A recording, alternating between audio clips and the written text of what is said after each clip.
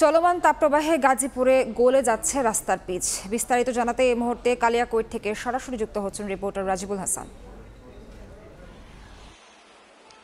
প্রচণ্ড তাপদাহে মানুষের জনজীবন বিপর্যস্ত, নানাভাবেই কিন্তু সেই বিষয়গুলো আপনাদেরকে জানানোর চেষ্টা করছি আমরা। মূলত এই যে মানুষের জীবন বিপর্যস্ত এই তাপের কারণে, এই গরমের কারণে, এর পাশাপাশি কিন্তু আমরা একটু দেখাতে চাই যে রাস্তার যে পিচ, সেই রাস্তার পিচও গলে গিয়েছে। প্রচণ্ড গরম এবং এই গরমের কারণে মূলত যে রাস্তার উপরের যে কার্পেটিং এর উপরের অংশ সেটি কিন্তু গলে গিয়েছে। আপনারা নিশ্চয়ই দেখতে পাচ্ছেন। এটি কালিয়াকৈর উপজেলা থেকে মাওনা যে আঞ্চলিক সড়কটি রয়েছে সেই সড়কের দৃশ্য।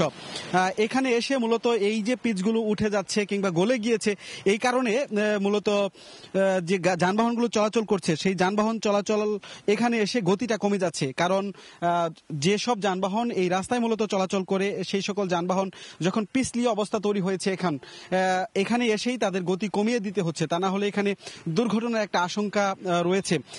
সাধারণ মানুষ বলছেন যে বহু বছর আসলে এরকম গরম কিংবা রাস্তা এরকম আসলে গলে যাওয়া এরকম দৃশ্য দেখেনি।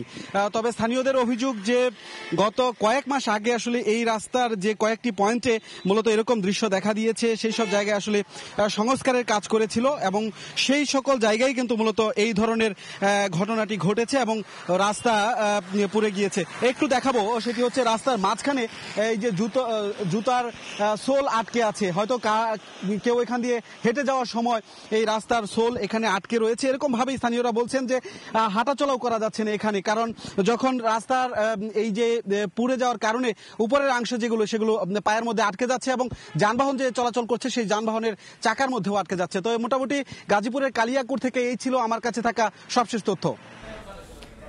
এতক্ষণ সরাসরি যুক্ত ছিলাম গাজীপুর থেকে।